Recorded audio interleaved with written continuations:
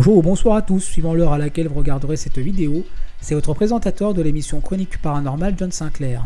Aujourd'hui dans cet épisode 48, l'équipe Elistar et moi-même avons décidé de vous raconter l'histoire du manoir McCartney. Situé à San Diego dans l'état de Californie des États-Unis, le manoir McCartney fut construit par le couple Russ McCartney et Carol Schultz pour une somme avoisinant les $500 000. Monsieur McCartney étant un grand passionné de films d'horreur, il a eu avec sa compagne l'idée de créer un manoir dans lequel on pourrait vivre des expériences traumatisantes dignes des meilleurs films du genre horrifique comme Psycho, Texas Chainsaw Massacre ou encore The House on Haunted Hill.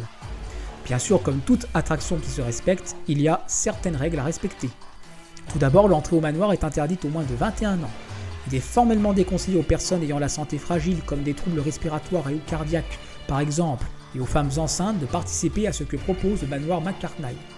Il faut également que toutes les personnes souhaitant prendre part aux différentes expériences signent au préalable une décharge donnant l'autorisation aux responsables de l'attraction de faire tout ce qu'il veut, dès le moment où les participants entrent dans sa propriété.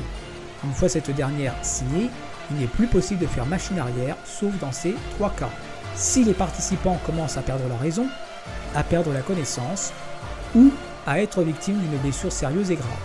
Il y a deux formules de participation. La première, qui est la version la plus courte, dure environ 4 heures. La deuxième et dernière version la plus longue dure environ 7 heures. La question que l'on se pose est la suivante. Quelles sont les différentes attractions que propose ce manoir de la folie humaine aux amateurs de frissons ? Chaque pièce du manoir propose un vaste lot de choix amenant les personnes, souvent des groupes de 2, à prendre une décision qui va les amener dans leur pire cauchemar.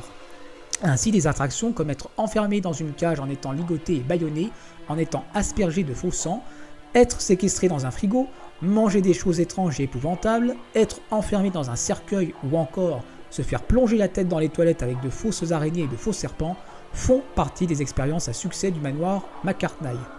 Et pour couronner le tout, chaque année, Russ et sa femme changent de thème et aussi à chaque visite pour éviter que des petits malins trouvent l'astuce pour résister aux épreuves traumatisantes du manoir McCartney. Depuis sa création, il connaît un véritable succès. Enfin, la question que je me pose est la suivante.